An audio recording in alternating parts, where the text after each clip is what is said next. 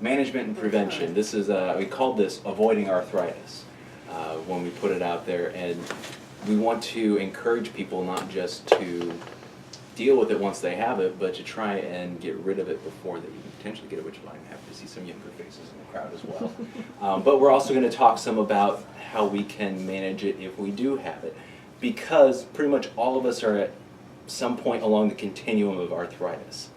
We're either here where we're having just the little early onset of symptoms, or we're here we have full-blown issues, and you know, you obviously know that it can cause some symptoms. But the good news is that it doesn't necessarily have to, and that's what we're going to talk about here as we go through and talk tonight. So when we talk about arthritis, it's really a big word that describes inflammation within a joint. The prefix arth meaning joint, itis meaning inflammation of joints. That's kind of the basics of what we have going on here. There's different reasons, and you can see from the definitions up here why we get some of these. We can see infection, trauma, we get degenerative changes just from repetitive use in life, metabolic disturbances, and then just other causes. So we're going to talk about a lot of the different types of arthritis. We're going to talk about degenerative arthritis because as a chiropractor I hold that one near and dear to my heart because we help people very frequently with those types of problems. But there's other things that can be done for, say, the metabolic or the infective types as well. So I should say more the metabolic. But the big thing here is inflammation. That is kind of one of the keys we're going to talk about tonight. That's why I played those two videos for you beforehand. Those of you who are here to see, this is what inflammation comes from, this is what it can do to you, and obviously as we saw, they were talking a lot about food in those two video clips. We're going to talk a little bit about food. Just kind of a little preface for those of you who came to my digestive health workshop earlier this year. This is not going to be digestive health all over again, although we could turn it into that because the digestive system does tie so strongly into overall health, but especially our joint health and inflammatory levels. But like I said, I'm not going to do that to you, even though I love digestive health. So we'll start out here with the two different types of arthritis. The first one we're going to talk about is that degenerative type of arthritis. The second type, which we'll get to here in a little bit, is more inflammatory arthritic changes, which is kind of a misnomer because, like I just said, arthritis means inflammation, so aren't they both inflammatory? And we'll try and make that make more sense. But to tell you the truth, it doesn't make a whole lot of sense to the medical community either. And because of that, they're probably going to be changing some of the nomenclature, the naming types of things as time goes on here. But there's primary and there's secondary. Primary meaning that I don't know why you have arthritis, but you have it.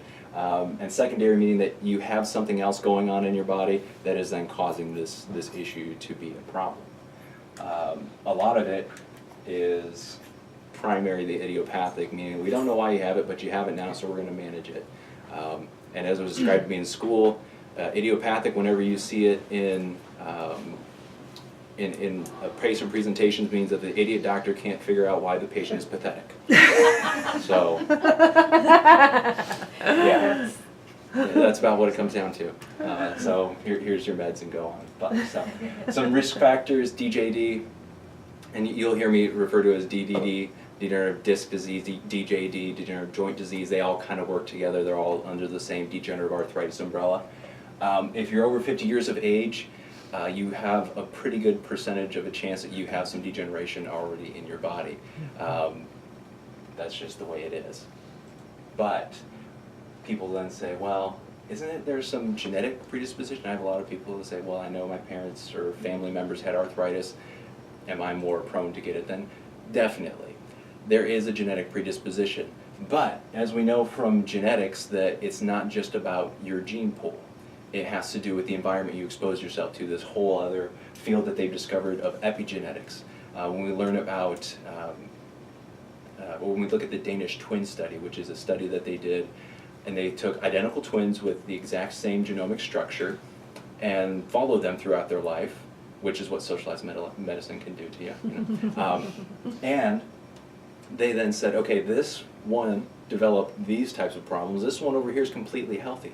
Now, why is that the case when they have the same genetic structure? How did that happen?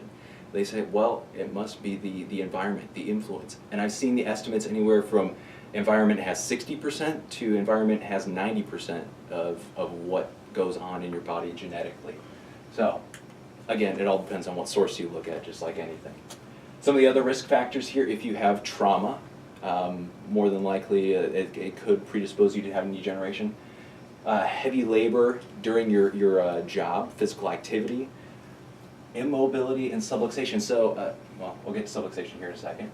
But heavy labor and physical activity as opposed to being sedentary and immobile. It's like, this doesn't seem right. How can excess activity cause it, but then also being completely sedentary cause it? Well, life is a balance. It's a happy medium. You can't do all of one thing or the other. People that are very sedentary can develop arthritis for the fact that they're just staying in one position all the time. The body says, all right, let's just fuse everything together with these bone spurs. As opposed to the people that repetitively pound and grind their joints will also have a propensity to degenerate a little bit faster. And like I said, sometimes people come in and they'll have one hip that's degenerating and the other one isn't. And you say, well, why? They're both the same age, they both have the same genetic structure. What caused that? Well, there could have been an old injury. It could be the way you sat up on your leg like this for 40 years at your desk. There's lots of different things that can cause it. So there can be asymmetry, especially in degenerative types of arthritis like this. Obesity. Oh, I forgot subluxation. Subluxation, for those of you who are chiropractic patients here, which I know most of you are, you've heard this term, you know this term. Essentially what that means is a segment in your spine is not moving to the degree that it should be. For one thing, it doesn't send information up to the brain the way that it needs to, so the brain can't control the rest of the body.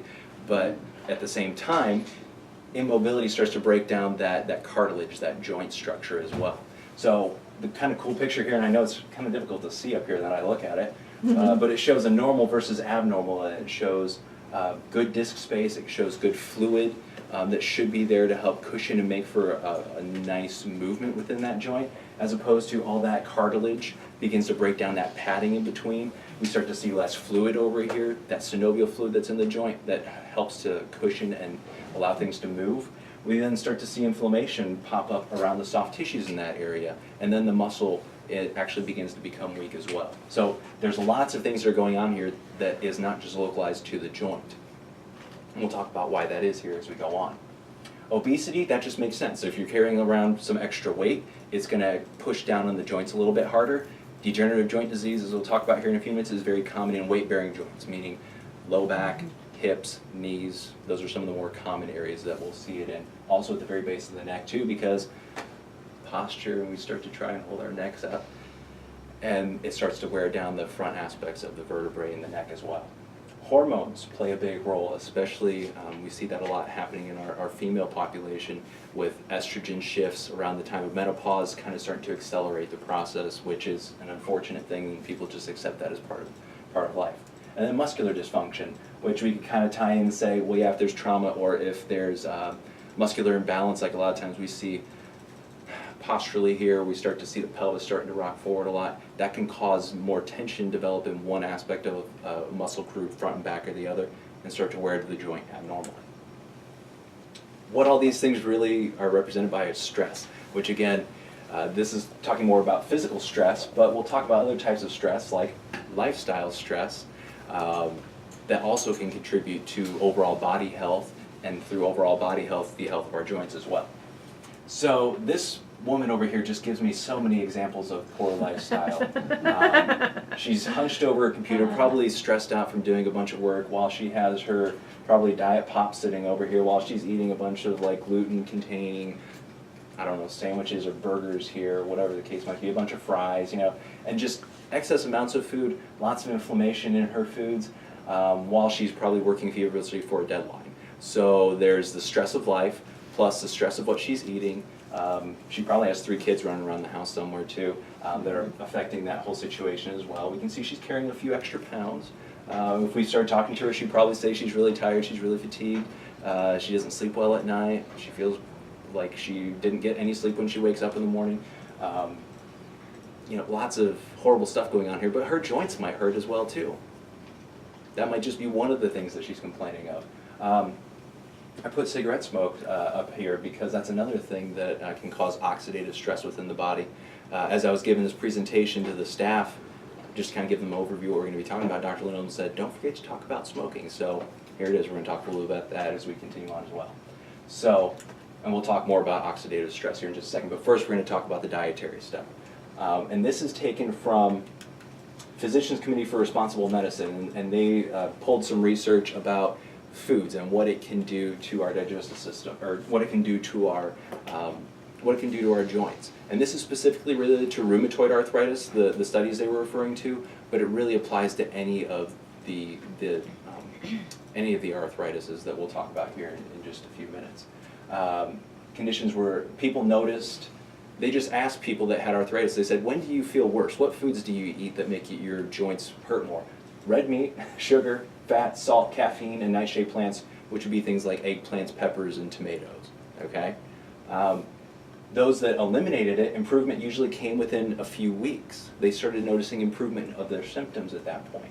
Dairy was also another problem, and not necessarily the lactose or the fat in it, but they think the actual proteins in it is more what causes the casein protein.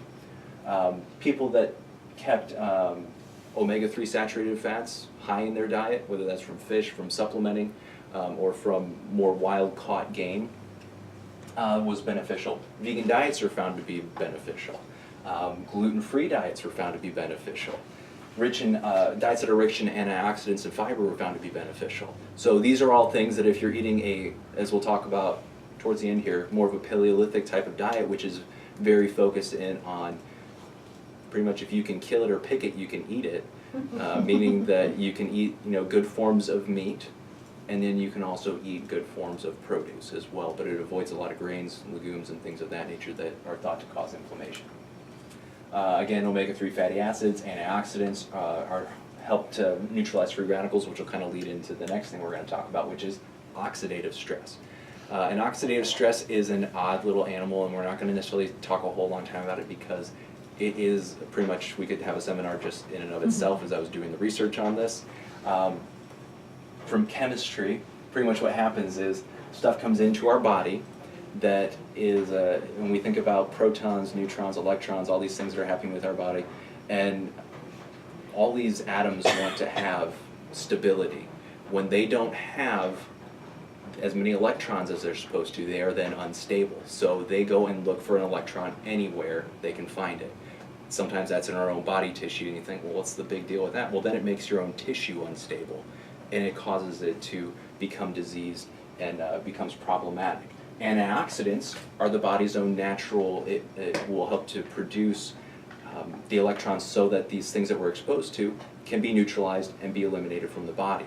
So we get antioxidants in through our diet, and then the body has the ability to make some as well.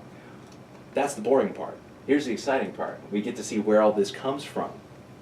We talked about cigarette smoking already, some of the nitric oxides and the hydroxide ions that can be produced from that. We see ionizing radiation, which unfortunately we're being exposed to more and more. And again, that's not necessarily my area of expertise, but from what I read, it's becoming more prevalent. Same with UV light, and of course they're talking about the ozone layer breaking down and all that stuff, and we're being more exposed to those things. And then we look over here at toxins that we're exposed to, and it says specifically air pollutants, but a lot of the things that we take into our body as well, that we eat, that we say is food, that we read through the chemical structure name and we're like, this isn't food. And our body doesn't know what to do with that, so it has to go through this process to neutralize the oxidative stress. Our own metabolism, though, produces these free radicals as well at a cellular level. And so that's, again, why we have to have adequate levels of these anti-inflammatory, of the antioxidants in our body. And then also inflammation, which, again, we're going to talk more about that as we continue on. And we see specifically from white blood cells, but we start to think about chemicals like cytokines and leukotrienes and thromboxanes. All those types of things are things that bump up in our body whenever there's inflammation going on, and they cause, what's the end result? DNA damage. And DNA damage is what says, okay, we need to replicate proteins to repair your joints and make this fluid that should normally be cushioning your joints. And from a joint perspective, that's very important.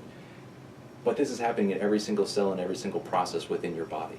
Okay, so we're speaking with specifically with regards to joints, but think about this in thyroid tissue, or nerve tissue, or digestive tissue, or your liver tissue. This becomes a very, very widespread type of a thing. So, again, I know the print's small up here. What this really shows is these are the things that promote degeneration, the things we've already talked about, the risk factors. This pretty much says that we have all these different chemicals that are then released when these risk factors become activated within our body that start the process of joint destruction, which then causes pain, loss of joint function, disability. When we become disabled, we become a little bit more socially isolated, at least a good percentage of us do. And as that happens, we become depressed, our quality of life reduces, and then the economic burden, and I don't want to call anybody an economic burden, but I mean, that's what this study looks at here from Nature Reviews. This is what happens, and this is why degenerative arthritis is one of the top 10 main costs for medical in America. So diagnosing arthritis, we talked through a lot of these things, so I'll just brush through them real quick. Activity versus non-activity, we talked about that. Weight-bearing joints more commonly involved, like we said, that makes sense. Limitation in range of motion. I'll come over and I'll move somebody's hip around and it moves just great, and we come over to the other side and it just goes, doesn't move at all. We say, yeah, there's probably some stuff going on there that is more than likely arthritic. Being over 50 years of age, and like I said, there's a lot of people over 50 years of age that have arthritis that don't have limitations, that don't have restrictions. I had a patient when I was in Texas going through chiropractic school, and he came in and told me he had a little bit of pain here in his right hip. So I was like, okay, let's take some pictures of your lower back, and we'll get the hips in with that. And pulled up the x-rays on the computer, and I was like, oh my goodness. Go out and talk to the guy. I'm like, you don't have any back pain at all? He's like, no. He had literally like bone-on-bone degeneration. There was no cushion at all between his joints and his lower back here. But this man was in the gym 5 days a week. He was in his mid-70s and he still owned his own company and was still out to all of his work sites doing contractor work. And you know, he had a good home life. He had just all these things going for him. He didn't have symptoms associated with this degeneration, which is funny because people come in and I don't even see signs of degeneration on their x-rays, and they're in like 10 out of 10 pain and can't move. So it's just amazing to me the variation that can happen with, from person to person with this. History of trauma. Again, trauma can start this whole process going. We'll oftentimes see deformity in more the inflammatory arthritis as opposed to the osteoarthritis, the degenerative arthritis. Not quite as much, although as it progresses you can definitely get more. And then there's no history of an inflammatory disease, metabolic disease, or an infectious process occurring within their body.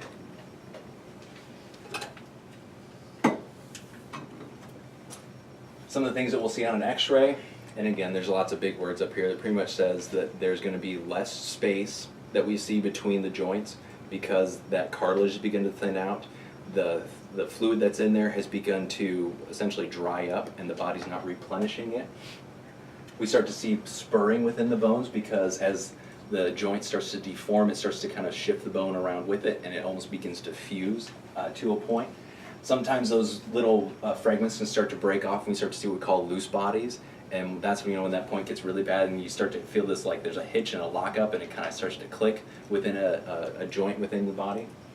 We can sometimes see misalignment and then, like I said, actual deformity. And we can see a lot of these things on an x-ray, but sometimes we need a little bit more to really determine what's going on. Sometimes an MRI or CT scan is necessary as well. Generally in this, a lab finding would be negative. And this is really kind of a cool example when we do this because it's like, man, here's this horrible looking joint over here. And again, I know you guys aren't trained radiologists, but you can see that there's a huge difference from side to side here. And this one is actually pretty darn healthy. And you're like, man, what happened to that joint that made it so bad off? Like I said, maybe there was a trauma early on. Maybe they had a little infection going on within that joint. Who knows? For whatever reason, this side was targeted, the other side was not. Here's degenerative joint disease or degenerative disc disease in the neck and the low back. So a lot of times what we'll start to see is, again, those bone spurs coming off the front. It almost looks like a little bird beak or like a little claw coming off of there. You can obviously tell that that's probably not all that comfortable. As these become worse and worse, they can become more problematic because here's your esophagus and your trachea.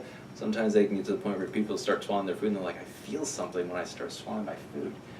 So they can become pretty pronounced and profound in that area. Lower back, again, we can start to see these are all the bones right here, the little squares. The clear spaces in between indicate where we should find the disc. If one is more thinned out, it says, well, there's probably not as much disc there as there should be. It's either just dissipated or it's pushing forward or it's pushing back. That can become a lot more problematic because here's spinal cord right here. I should say here's spinal nerves coming down the cauda equina, and then here's again spinal cord up here in the neck. that can become very compromised, and that's when we start to get more neurological symptoms with that.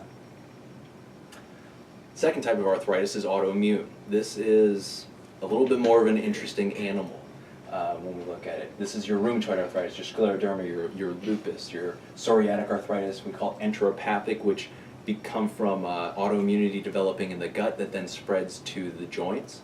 And then ankylosing spondylitis, Reiter syndrome, or reactive arthritis from certain types of infections. So again, we have degenerative arthritis, which really we start to see that disc space become diminished. We see the bone spurs beginning to form. With more of a inflammatory type of arthritis, what we'll generally start to see is more swelling, and we'll start to see more bone erosions because of the chemical makeup of this joint has changed, and it's actually degrading the bone, just degrading the cartilage, but some of the classic symptoms might not be there for degenerative joint disease. There's also crystal deposition arthritic types of changes. We see gout, and I'll show you a picture of gout here in just a few minutes. Calcium pyrophosphate dihydrate deposition, CPDD, which is a lot easier to say, and then hydroxyapatite deposition diseases, which is essentially there's crystals coming out of solution, and they're starting to live in your joints, and you imagine little crystal, it doesn't make a big deal. When you start to get a lot of little crystals, though, it starts to rip everything up and tear it up, and becomes very, very irritating and painful. And then we can have what we call septic arthritis, which is essentially you had I'll show you a picture of it here. You had a little injury down here, you opened up the skin, little bacteria, something got in, and all of a sudden it starts to affect the joint around the knee here, let's say. And that would obviously feel very warm, it's swollen. You start to think, okay, this might be not necessarily rheumatoid arthritis, this might be more of an infective or a septic arthritis. So again, some of the things we look at the person's age, because age will give you a really good differential, as to say, if you have more early onset of pain, you might say it's probably more inflammatory. If they're in their 50s and 60s, haven't had a problem before this, it's probably more degenerative. We can look at nails and skin. Nails and skin can give us a good idea for psoriatic arthritis, because we can have those scaly patches that begin to develop, and we can also get the pitting in the nails here. Again, as I said, temperature can start to change, swelling can start to occur, and we'll also see deformity. And I'll show you an example of deformity here in just a second. When it comes to rheumatoid arthritis, deformity is one of the main things that we'll see. Again, depending on where it is, can tell us what type of arthritis it is, or more than likely it is. Is it the same from side to side? Are both hips affected or just one? If both hips are affected, it's probably more inflammatory. If just one's affected, it's probably more degenerative. When we start to see the same joints involved on both sides, we start to think, like I said, inflammatory. It doesn't necessarily just have to be the hips.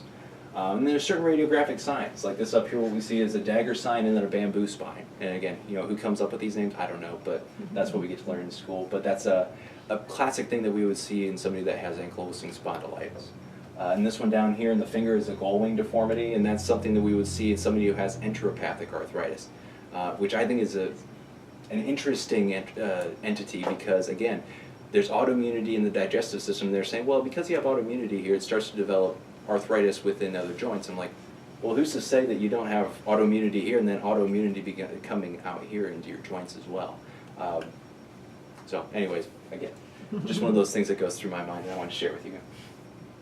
Different labs that you can do. Some of the more inflammatory ones, you can see lab positive values, whether that's RA factor for rheumatoid, HLA-B27 is positive in a number of the inflammatory arthritis, uric acid if we're looking more at a gouty type of condition, and then just inflammation in general, we can sometimes see elevate in more of an inflammatory arthritis, which would make sense. And again, we can do advanced imaging. This is an example of rheumatoid arthritis in the knee, and we see this huge kind of bulge off to the side, and what that represents is swelling going along with that, soft tissue swelling. Not quite as common as what we would see in degenerative arthritis, which would be more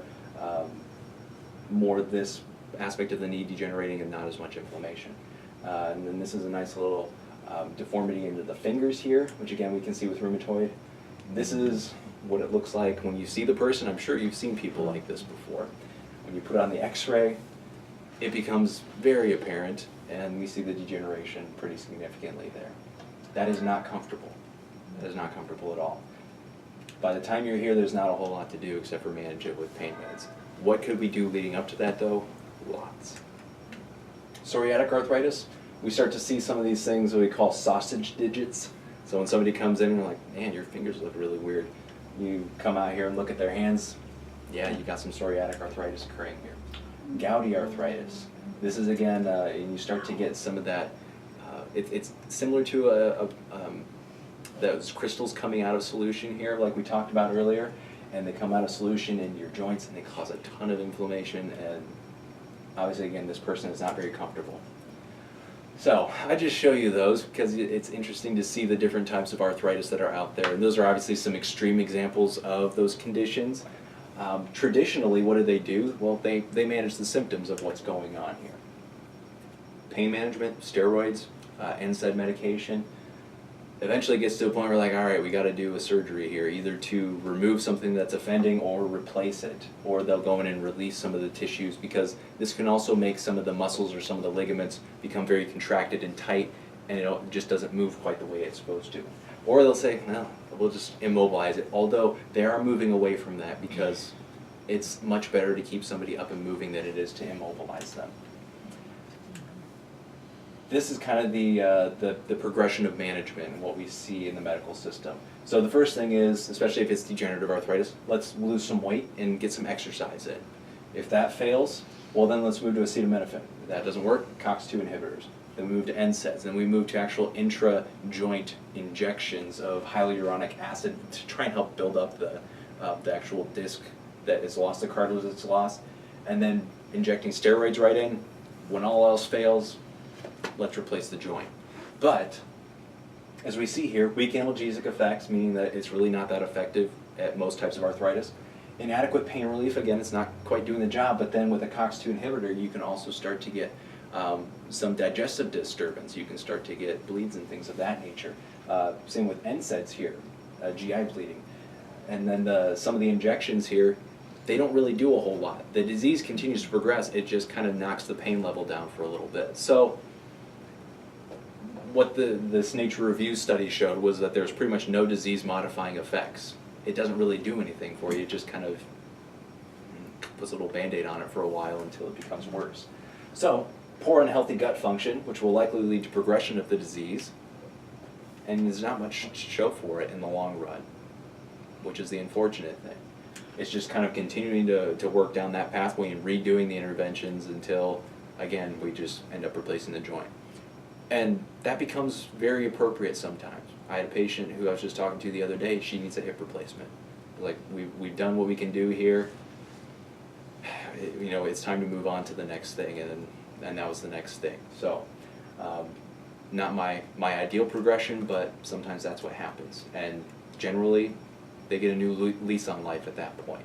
And then it's just a process of continuing to maintain and keep them in good shape from that point. Alternative management. And this is, of course, where we really step in and do a really good job. Because, again, like I said, the first thing that we want to think about here is just let's avoid getting it in the first place. Let's do things to slow the progression of it. Because when I say don't get it, we're all going to get it. Okay? Our bodies wear out. That's the way we are. But we can make this process a lot easier and a lot more graceful. If you do get it, correct the cause, don't just go after the symptoms that are occurring because of it. The goal cannot simply be to eliminate pain, or else you're going to fail in the long run. Okay? It might work short term, but in the long run, not so much. So, just kind of the basic breakdown. We want to decrease inflammation, we want to increase mobility. What are some ways you can decrease inflammation? Well, ice is a great natural anti-inflammatory. You throw it on the affected area, it pumps fluid out, it pumps swelling out of the area, and brings new circulation in. Heat does much of the same thing, and it's maybe a little bit more, usually when I recommend it more for muscles, but it still can be very beneficial in managing arthritis. Therapeutic modalities, you get into the physical therapist's office starting to work on some exercise. Sometimes they can do some other more electrical modalities that can be beneficial as well. And again, I leave physical therapy to the physical therapist for the most part. So, nutritional, there's lots of things we can do nutritionally, and that's kind of what we'll talk about towards the end here. And then weight management, of course, that goes along a little bit with nutritional as well. Increased mobility, we want to get the best possible joint position that we can get, which depending on where you're at in this process, you know, it might not be as good as, say, somebody who's in their 20s. But we want to try and get you as close as possible to optimal position and optimum motion. Exercise, stretching, strengthening, all things that we want to do as we start working with people. When we talk about joint position and motion, something that people ask me a lot of times when they come in, they're like, well, how did things hold up from last time? Did I maintain the mobility? And in general, most people don't. When most people leave this office, they don't have 100% mobility. They don't have 100% alignment within their joints. But we got as much as we could get for where the health of the joint is at that point. I wish I could say everybody walks out of here with the joints of a 20-year-old. Doesn't happen. But we want to try and optimize the joints that you do have through doing the adjustments here. A little bit more advanced here. We want to do exercise. We want to do light exercises to begin. We don't throw people into the gym and say start lifting, 200-pound bench presses, or go run on the treadmill for an hour. We start out with very basic, more passive range of motion exercises, more stretching types of things. Moving into more isometric strengthening exercises, and then working on flexibility as well. Just light, easy types of things. We don't want to throw everything at you all at once. Even more advanced, these joints don't necessarily need to be worked extensively and heavily. Like we said, there's a balance that has to occur here. But still doing some active range of motion exercise and then some isotonics can be very helpful. Chiropractic is awesome because we take that joint that's degenerated, especially in the degenerative joint disease, that more arthritic type of change that we see with that. We adjust those. As we do that, it helps to restore the health of the joint because as the joint position is optimized, it's better able to accept nutrition in, it's better able to rehydrate that disc to a point. Again, it's not going to be the joints you had when you were 20, but to help try and optimize that. And the nerve in the area is going to be more helpful in bringing healing to the area as opposed to just being like, I don't know what's going on, and not really directing the situation very well.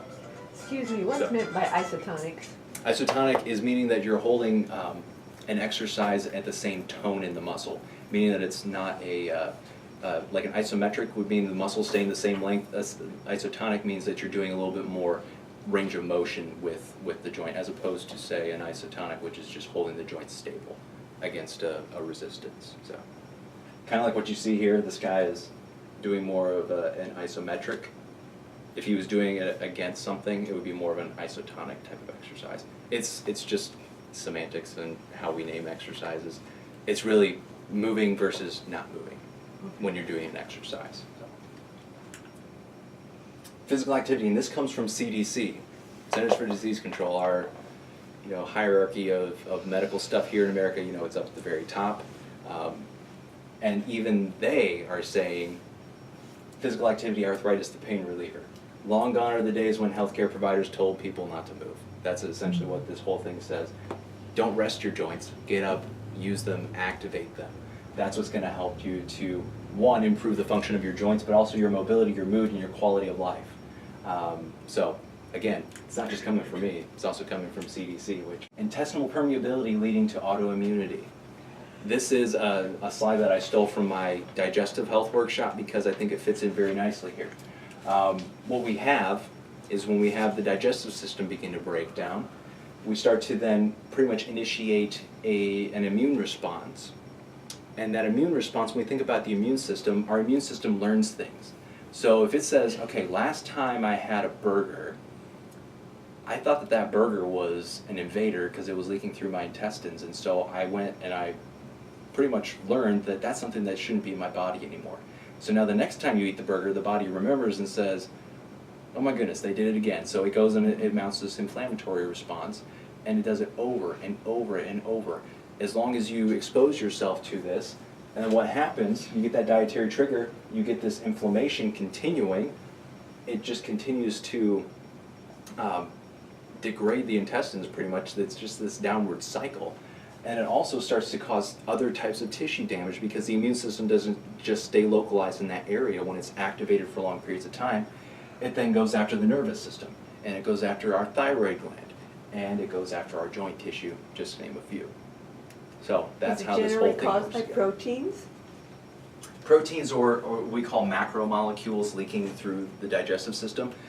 when things get to the digestive system, they should be broken down into fatty acids, amino acids, and simple carbohydrates. When we start to get like molecules, like whole proteins leaking through our intestinal wall, or a whole fat molecule leaking through our intestinal wall without it being broken down, the body looks at that and says, what is this? I mean, it knows what all its individual components are, but it's not supposed to see it in that type of a form. And so then it says, okay, this is not supposed to be here. Specifically, and we demonize gluten in our country now because it's now thought to be such a bad molecule. But gluten looks very similar to our thyroid tissue and cerebellar tissue within our brain. And so after a while, the immune system starts saying, well, yeah, we saw some of this gluten that was, causing us an immune response, but this thyroid tissue looks very similar too. So then it starts going after the thyroid gland, or it starts going after the brain tissue, like I was saying. It doesn't just stay in that one area. And that's where they think a lot of autoimmunity comes from, is through the digestive system and immune activation. And I think that's going to be more and more prevalent in medical literature and research as time goes on, because that's what a lot of things are focusing on right now. So, like I said, I'm not going to get stuck on digestive system because I have a whole thing that we did on that, and you can reference the whole presentation. You can find on our YouTube page. So, a little bit, again, this is something else that we talked about during that digestive health workshop, but there are certain foods that, and they mentioned it in one of the videos that we watched initially, some people don't react to certain types of foods. One person's food is, poison, another person, that food is medicine. Everybody's a little bit different. You say, well, how do I know? Well, how do you feel after you eat a meal? Do you feel good? Do you feel energized? Or do you feel bloated? Do you feel foggy? Do you feel tired? You have to ask yourself these things, because that tells you whether or not this food was good or not. We can actually do lab testing to see, are there things that you're allergic to? But another really good way to do it, and actually what's part of the treatment protocol or program that I would recommend for somebody in a situation like this, is doing what we call a modified elimination provocation diet, meaning that you eliminate all the things that could potentially be causing you issues, which, just naming the big five, would be gluten, corn, dairy, eggs, and certain types of nuts. Eliminating all those types of things, and then adding in a lot of good stuff. Doing a gut repair program, you eliminate even a little bit more, especially if you think you might have some of that intestinal permeability, which, if you're interested, I have questionnaires that kind of takes you through each and every aspect of the body here, and it gives us a good representation of, okay, this is probably something that you're dealing with, even though it might not show up on any traditional medical testing. It could be a problem that isn't diagnosable except for the symptoms that you're having. So, but then they also have the detoxification program, because detoxification is very important for liver function. All those antioxidants we were talking about, and those oxidative stress, the liver is one of the big things that takes care of that.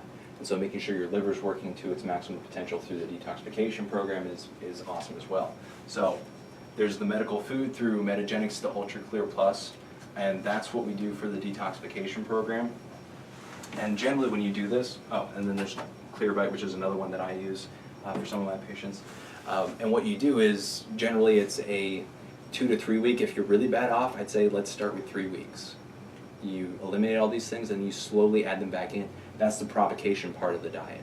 But during this time, you're supporting yourself with good nutrients to try and optimize your body's health and everything, getting everything going in the right directions.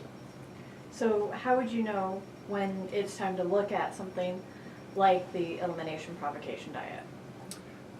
I do it based on what the patient is dealing with and if they are willing to do it, because it's a big change for most people.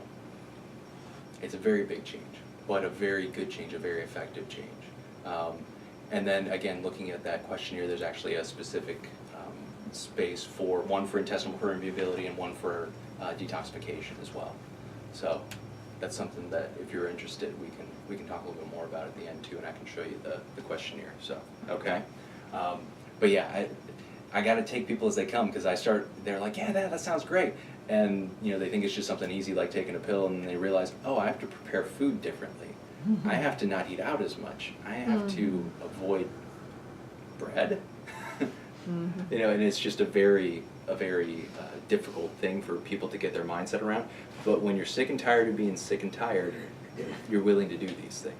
So, this is an example. This is the Repair Vite Cleanse, which is more that intestinal permeability repair. So avoiding lots of sugars, high glycemic fruits even, it limits you in some of those certain things that you can eat. Pretty much all grains, gluten-containing grains and compounds, because gluten's in lots and lots of stuff under lots of different names. Do a Google search on that and you'll find some really disturbing information as to what it's in, which is just about everything. Dairy, soy, alcohol, lectins, which would be your beans, and some of your different types of nuts as well. And those are all, and even your nightshade plants, which is what makes them not necessarily favorable. Again, you'll find people that disagree with me there. Coffee, processed foods, and canned foods. You're like, man, what can I eat? You can eat most vegetables, fermented foods, anything with coconut in it is really good for improving digestive health. Certain types of meats, low glycemic fruits, jumped ahead of myself, coconut, herbal teas, olives, olive oil, those types of things. So, yeah. Let me preface this by, I work with teas a lot. When you say herbal teas, what do you mean by herbal teas? Do you mean ones that have the tea plant in it, or do you mean ones that just have, like, no tea, but maybe other fruits and flowers and things like that? You can still do the tea plant. You want to avoid, okay, that's right. You want to focus more on green teas and probably more towards the, like you said, some of those more plant-based ones, maybe not necessarily quite, you want to avoid black tea, that's for sure. Okay. So green or white should be fine, Green- because white is the Yeah. most mild, the green Right. the Yeah, next. green, It's green less or, processed. exactly. Right. Green or white are the more accepted types Okay. when you're doing this Mm-hmm. type of thing. So, and again, if this stuff interests you, I didn't hand it out to everybody because I know that not everybody's up for this. But if you do want one of these, I do have these handouts here. Again, you can meet up with me afterwards. So, and then you can look through the whole thing and really see kind of how the plan breaks down. That's just a very small section of it. So, other things for helping to maintain a healthy immune system, protein-rich polypeptides, or we call PRPs. I recommend these to patients a lot, just be like going through seasons of the year where flu's high, different types of colds and those types of things are going around.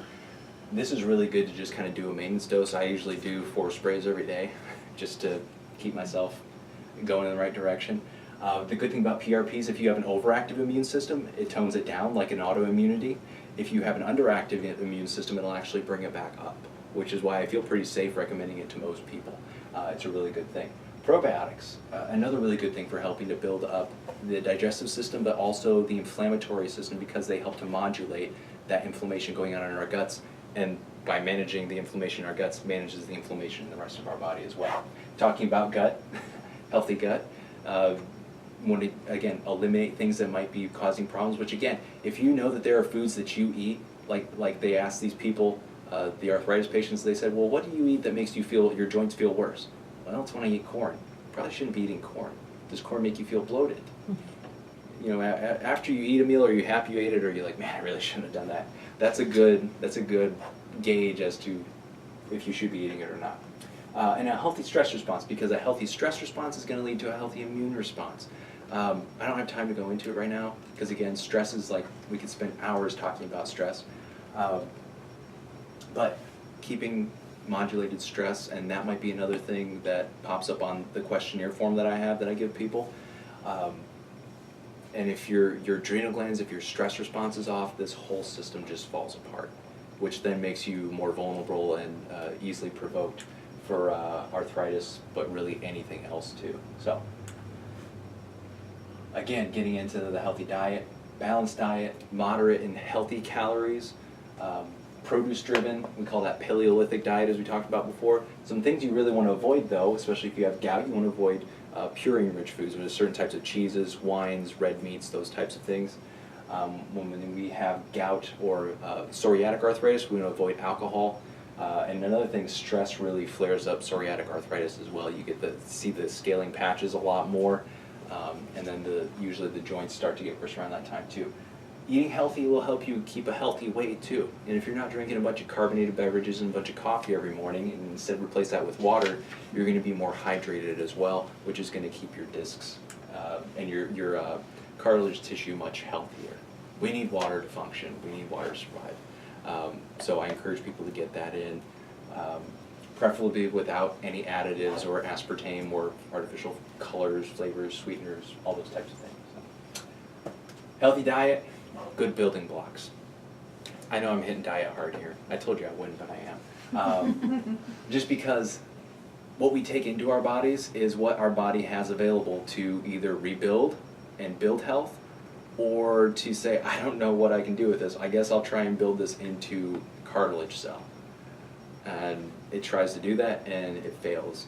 You don't have as quality a structure at that point. So we want to give ourselves good things, not poor things.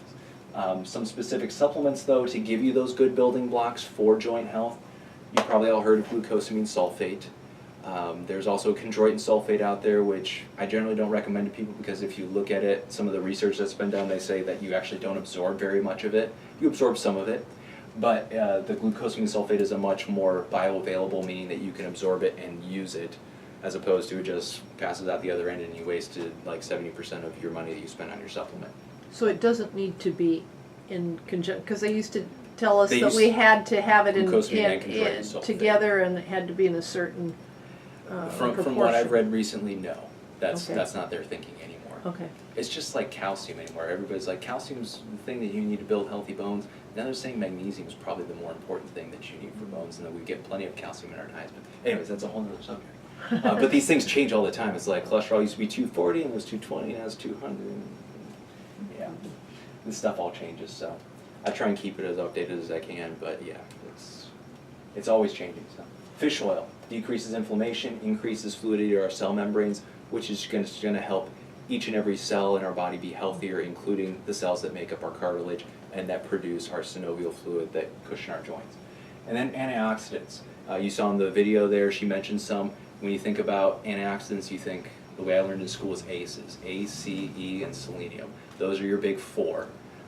But pretty much anything you get from a plant is going to have some antioxidant power to it, especially when you get into green leafies, when you get into bright colored stuff. It's going to give you a lot of those components that you need in order to make those antioxidant molecules.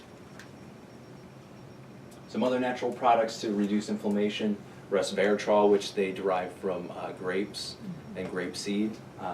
So people take that as, well, I should drink more wine then.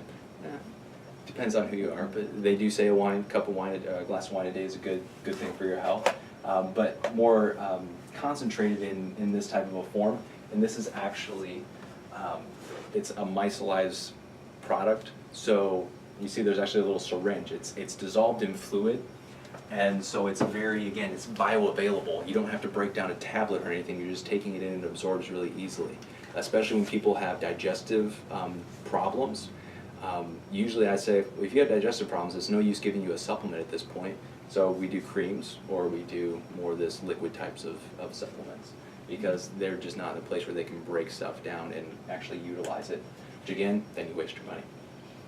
This is a very confusing graphic, but really what it shows is you see anti-inflammatory, pro-inflammatory, anti-inflammatory. Pro-inflammatory, obviously, it produces inflammation. Anti-inflammatory, it reduces inflammation. So we look at all the things that lead into this pro-inflammatory pathway, and we see oils, especially corn oil is the big culprit here. We see breads, we see fried foods, glutens. We see stimulations of this comes from insulin and statins. It all pushes this what we call arachidonic acid, which is then diverted into the pro-inflammatory pathway. As opposed to when we have more of a metabolically stable environment, it goes into the anti-inflammatory pathway, and then the EPA and DHA, which especially things that we get from fish oil, very easily absorbed from that, as opposed to some of the other sources like chia, flax, and hemp. So these are really good sources of getting these anti-inflammatory molecules within our body.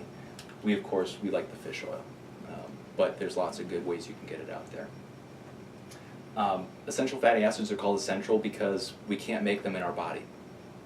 We have to get them from an external source. We used to be able to get it from the meat that we would go out and kill because they were out grazing, and they were eating grass, and they were taking that grass and they were metabolizing it when it got into their body, and they would produce a lot of good fatty acids. Anymore, they're kept on these farms where they're all bunched together and they're fed pretty much a grain corn diet, and it really doesn't produce the same type of meat or the quality of essential fatty acids anymore, and that's why we recommend people take fish oils. That's what it comes down to, because a lot of people are like, you should get that one treat. We just don't get it to the same levels that we do anymore, and it's a very important thing, like I said, essential. That and vitamin D are the two big things that we recommend for people. So, anyways, we talked about a lot of stuff tonight. We just touched the surface on a couple of things, specifically stress health, immune health, exercise. We talked about digestive system some, detoxification we talked about a little bit. The good thing is we have a lot of these resources available to you through our YouTube page. If you go on our website and look this up, we have a couple videos that, just like we're doing here tonight and filming, they're posted there. The one I did from Digestive System earlier this year is up there. Detoxification I did last year. Dr. Lindholm, this is him teaching the grocery store tour, which is a really great hour and 15 minutes to spend, because he walks around Martin's and says, this is what you should be eating and why, this is what you shouldn't be eating and why. He focuses more on what you should be eating, but it was a really cool experience to do that, and it's a lot of really good information. And it's coming from a guy that we all know and we trust. So those are some really good ones. Again, and check it out. Dr. Martin's has some ones about neurological health as well on there. There's just lots of good stuff. So check that out if you're interested. When I rewrote this presentation, I didn't realize this was down here on the slide, but it is a really good point to kind of finish some things off with here.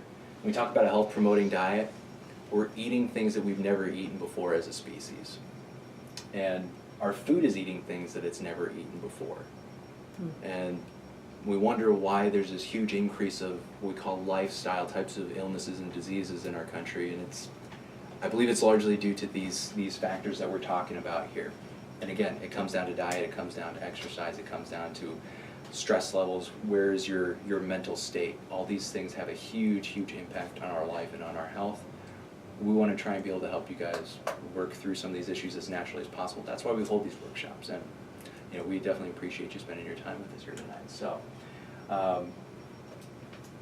there's a couple little things here just about supplementation, some of those other building blocks, trace minerals that we need to have, B vitamins, bromelain, curcumin, ginger. Again, we talked a little bit about those already, just because they're anti-inflammatory to the body and antioxidant products.